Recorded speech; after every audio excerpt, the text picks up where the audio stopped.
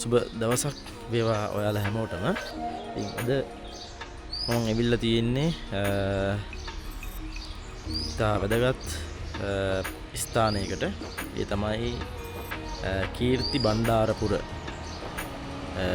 ඉතින් මේ හරියේ මෙතන දේවාලයක් තියෙනවා. කීර්ති බණ්ඩාරපුර මහා දේවාලය.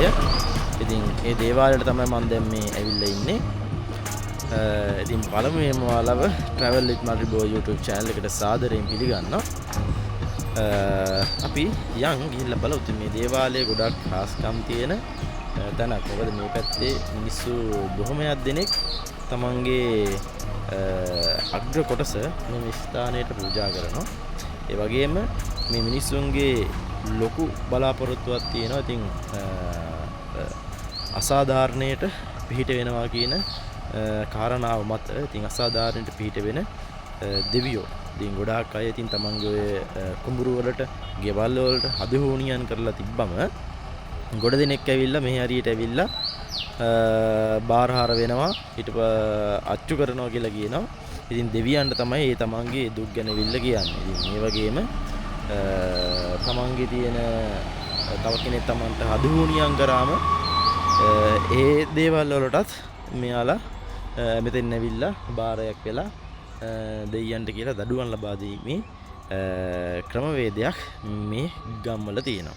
ඉතින් ඒ වගේම මේ කීර්ති බණ්ඩාරපුර දේවාලය ඉතින් සෑහෙන හාස්කම් තියෙන දේවාලයක් කියලා තමයි ගම්ම පිළිගන්නේ. ඉතින් අපි ඇවිල්ලා තියෙන්නේ දැන් ඒ දේවාලයට. ඉතින් යන් ඉස්සරහට දේවාලයට ගිහිල්ලාම බලමු කොයි වගේද කියලා. ඉතින් මේ දේවාලය පිහිටලා තියෙන්නේ කීර්ති බණ්ඩාරපුර තුම්මන් හන්දියක. ඉතින් නෝරිලියේ ඉඳලා එනවා නම් වලපනේ පාරෙන් එන්නත් පුළුවන්. එහෙම නැත්නම් අයියංගනේ පාර රන්දෙනිගල ඔන්න ඔය පොයින්ට් එකේ තමයි මේ පන්සලත් එක්ක මේ දේවාලය පිහිටලා තියෙන්නේ. ඉතින් මෙහෙම උඩට ඇවිදගෙන යන්න ඕනේ. ඉතින් வாහන වලට අනිවාර්යෙන් මේ හරියෙන් යද්දි ඉතින් வாහන වලට බාරහාරත් වෙනවා කට්ටිය. ඉතින් ට්‍රිප් එකේම යද්දි ඔය මයංගනේ වලපනේ නුවරඑළිය වන්දාරන් නුවර. ඉතින් මේ පැත්තේ මිනිස්සු මේ පැත්තෙන් තමයි එන්ට්‍රස් එක තියෙන්නේ තුල්ලෙම තියෙන්නේ.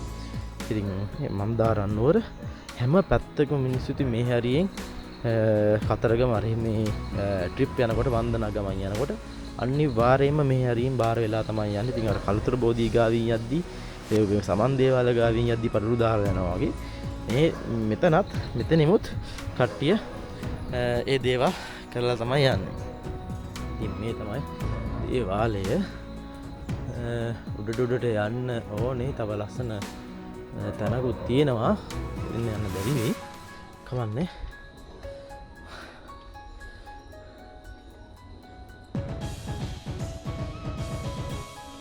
ඉතින් මේ තියෙන්නේ මෙතෙන් තමයි. ඉතින් මේක නම් බෝධියක්. අර 820 බුදුහාමුදුරුවෝ වැඩ සිටියා කියන එක්තරා බෝධියක් තමයි මේ පිළිම අඹලා තියෙන්නේ. කීර්ති බණ්ඩාරපුර දෙයියන්ගේ. ඉතින් මේ තමයි දේවාලය. ඉතින් දරුණුවටම කවුරු හරි මොකක් හරි දරුණු අසාධාරණ ලක්ෂණොත් මෙතෙන් ඇවිල්ලා ආයුධයක් පෙරලනවා කියලා කියන්නේ ඒක භයානක වැඩක්. ඉතින් මේ වගේ දේවලුත් කරනවා. මේක තමයි දේවාලය.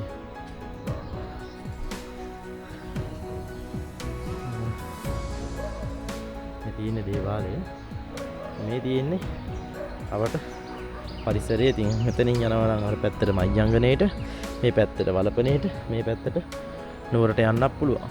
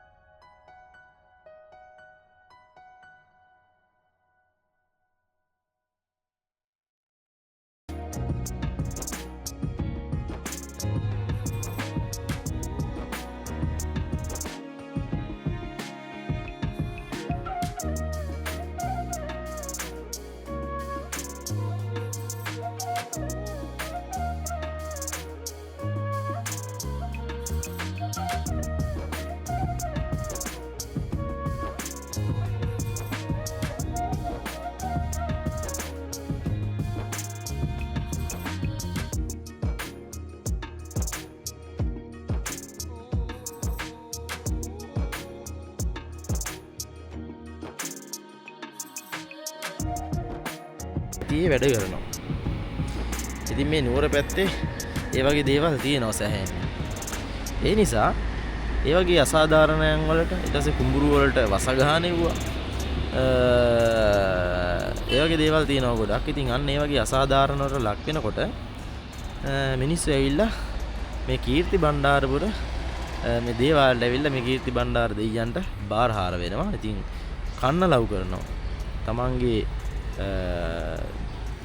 අසාධාරණට ලක් වුණා. ඉතින් මේ මිනිස්සයාට දඩුවම් දෙන්න කියලා බාරහාර වෙනවා. ඉතින් එහෙම වෙලා මෙතෙන්න බාරහාර ඔප්පු කරන්නත් ඊට පස්සේ එනවා. ඉතින් ඕක තමයි ඉතින් මේකේ ඓතිහාසිකයෙන් පසුබිම කතන්දරේ නම් මම වැඩිය දන්නේ නැහැ.